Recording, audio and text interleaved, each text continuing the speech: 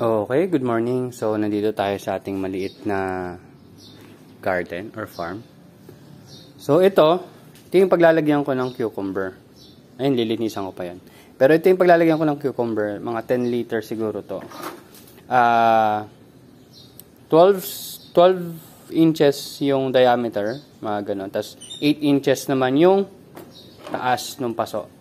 Nakita nyo na meron tayong cucumber dito. Ang cucumber natin is Jackson 27. Puntahan lang natin. So, after 4 months ng pagtatanim ko sa kanya, medyo naging mabilis na yung pagtubo ng mga pipino. Ayan o. Parang nung 3 days ago, naka-harvest na ako. Tapos yun, meron ulit siyang bumilis lumaki.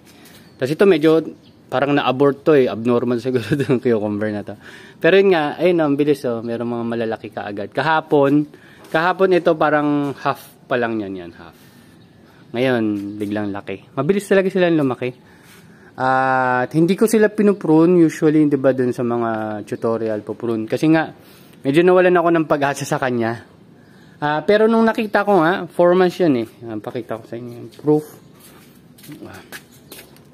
So, kakadilig ko lang sa kanya. Ito, 326 yan, cucumber. So, ngayon, March yun, no? March, May, June, July. July ngayon eh, July, ano ba ngayon? 21. So, wala pang March, April, May, June, July. O yun, no? Magpo-4 months pa lang pala. Pero yan, yun yung isang napansin ko, medyo bumilis na siya sa paglalabas ng bunga. Siguro dahil halos araw-araw ko silang dinidiligan nito. Ito yung mga used nutrient solution galing sa aking lettuce. Yan. So nag-harvest tayo nung last time or naglinis tayo last time. So yung mga excess, yun yung pinandidilig ko talaga dito.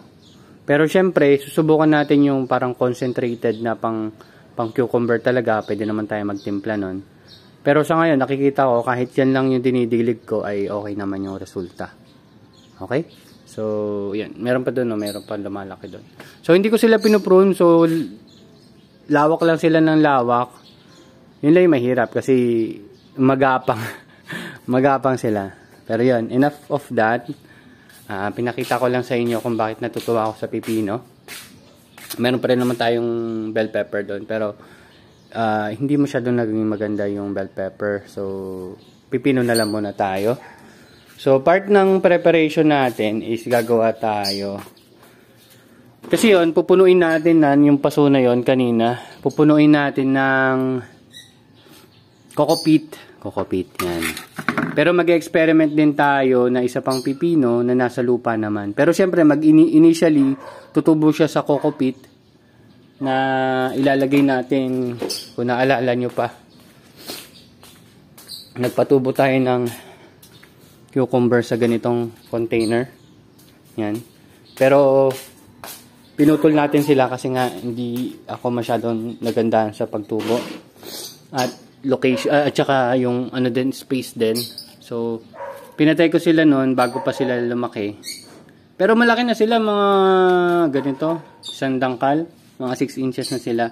Pero pinutol ko muna kasi hindi ko alam kung saan sila ilalagay. Ngayon, nagde-decide tayo na dito banda sa lugar na to maglalagay tayong cucumber. Ayan, dyan.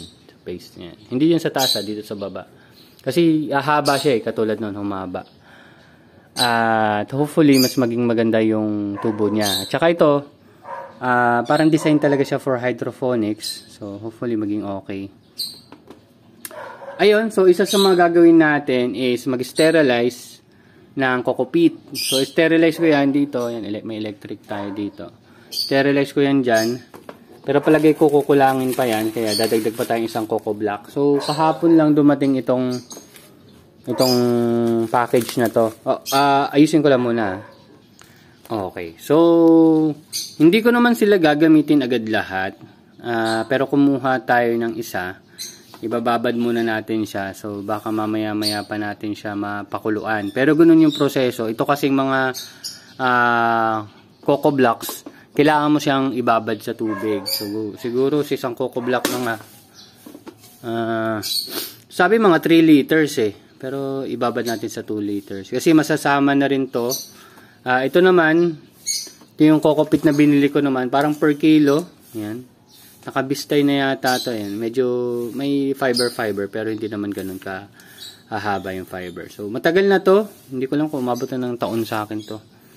Naka-imbak lang. Kasi nga, 'di ba, nung experience ko sa coco pit, namamatay yung mga tanim ko, nagda-dumping off. Kasi nga hindi ko sila na-sterilize ko pero hindi ko na ibabad sa calcium nitrate, which is meron tayong calcium nitrate ayun sa gilid yung puti, ito puti, mga parang maliliit na pellet, calcium nitrate yan. So ang ginagawa natin, kunyari naglagay ako dito ng tubig, sabihin natin ng tubig ay 5 liters, so kada liters kasi naglalagay ako ng 5 grams ng calcium nitrate.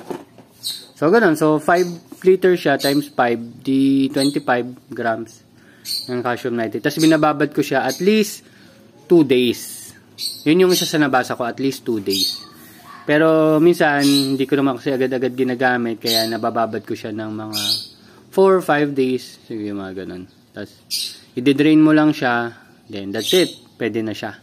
I-drain mo, tapos pigaan mo lang, tapos okay na siya. So, ngayon, since ngayon ko lang naisip na hindi ko pa pala siya ma-sterilize kasi kailangan ko pa tong pasipsipan ng tubig para mag-expand. So, yun lang muna ang isi-share ko sa inyo. Pero pag pag mag-sterilize, siguro videohan ko kung maalala ko. So, ito naman, ito kasi naibabad ko na to dati, na-sterilize as naibabad ko na sa calcium nitrate. Pero bago ko sila gamitin, pinapakuluan ko sila. So, mga ganito karami na kokopit, kaya niya na maglagay ng punla. Doon sa mga maliliit kong net cups, kaya niya na maglagay ng punla mga 60 plus. Yan, 60 plus na ganun kaliliit. Dami, no? Pero ito lang yung kailangan ko. Yan. So, susunod, siguro bago mag-Tuesday, kailangan ko palang gumawa ulit. Pero may mga nakaabang pa akong punla doon. Next Tuesday pa naman. Kailangan ko na ulit magawa ng paglalagyan. Yung mga net caps. So sa ngayon, ito muna. Babarang ko muna. Sige, pakita ko rin na wait lang. Okay, so ayan. Tinanggal ko na yung plastic. Tapos, lagyan lang natin siya ng tubig. Kasi magana pa yan eh, mag-absorb pa yan eh. So, sinama na natin yung luma kong kokopit. So, hopefully maging okay sila. Pero ilagay natin to sa ilalim kasi siya naman talaga yung kailangan mag-absorb ng tubig. So, sa palagay ko, kailangan ko pa ng tubig. Wait lang. Okay, so ayan.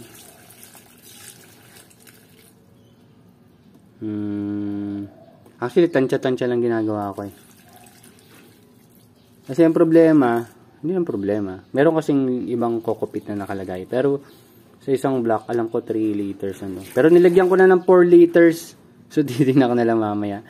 So, at least, pag papakuluan na natin sila, palagi ko hindi na masyadong maraming tubig. So, kung maraming man tubig, adjust lang natin yung calcium nitrate ng konti. Tansya-tansyaan lang naman. Palagay ko wala namang problema kung medyo sumobra tayo ng tansyan sa calcium nitrate dun sa sukat natin. Ang alam ko pa nga yung iba kada liter 1 ml lang, ay 1 gram lang or 2 grams lang. Sa akin 5 grams. Yung kasing sabi ni Katanim. So sinundan lang natin. Eh wala naman masamang epekto. Yan, nakita nyo. Yan. So ayun, yun lang naman ma-share ko sa ngayon. So yun, nag-transfer na tayo doon. Kahapon, ito yung iba nating reset na transfer. Ayun, nagbabawas lang tayo ng iba't ibang halaman. Kasi nga, yun, medyo nagkakaproblema tayo sa trips. Pero hindi naman siya sobrang lala. Ito medyo malala. Masa 40% siguro yan. Damage. Hopefully, hindi siya tumalon doon sa kabila. Ayun. So, hindi pa natin nalalagyan lahat ng, ng sticky trap. Although, hindi siya yung talagang 100% pang control. Ang kailangan mo talaga is ma-secure natin tong paligid. So, hindi ko to masasabing greenhouse kasi pag greenhouse controlled, 'di ba? So, sabihin mo na lang shade house lang, shade yan. May shade lang siya, tas may konting screen, tas pero nakakapasok pa rin naman yung mga dito, mga ibon-ibon. Yan. So, yun lang. Thank you very much and pakita ko na lang pag ready na sila. Siguro mamayang hapon siguro pwede na yan. Saglit lang yan mga 1 hour, 2 hours. Naka-absorb na yan, tapos pwede na natin pakuluan. Papakita ko na lang din sa inyo yun. So, banggitin ko lang yung process niyan. So, lalagyan mo ng tubig. Sabihin natin, nilagyan natin ng 5 liters. Then, pag kumulo, dun pa lang sa pagkulo, dun pa lang ako magta-time ng mga 15 to 20 minutes. Ganun lang naman kaiksi. So, after nun, papalamigin ko lang siya. Madalas overnight ko siya pinapalamig. Tapos bago ko siya, pag lumamig na siya, lalagyan na natin ng calcium nitrate. So, kung 5 liters yun is 25 grams. Then, ibabad ko lang siya at least 2 days. Then, that's it. Pigaan mo. Then, ilagay mo na sa kailangan mong lagyan. And, magbibigay din yung sa atin yun ng time para may ample time tayo para dito. Ito pala. Sorry, dito. Kasi magpupunla pa tayo. So, lilinisan ko lang din to kasi dito ko muna ilalagay yung initial. Dalawang cucumber lang ilalagay ko. Kasi bumili tayo nun parang isang pakete. 200 plus. So, sabihin mo ng 30 pesos isang buto kasi 10 piraso lang yun. Ganun siya kamahal. Kaya dalawa lang muna gagamitin natin. And mabilis lang naman siya mag-germinate. Based sa experience ko, in 2 days, maganda na yung laki niya. 4 days, ganyan na siya kalaki. Kaya mabilis siyang lumaki. Then, yung pinutol ko nga dito, parang wala pang 1 month yun, pero ang dami na ng ugat na, yung ugat niya, lagpas na dyan sa cup. Ganun siya kabilis. So, yun. Humaba na. Thank you very much and see you next update, guys. Bye-bye.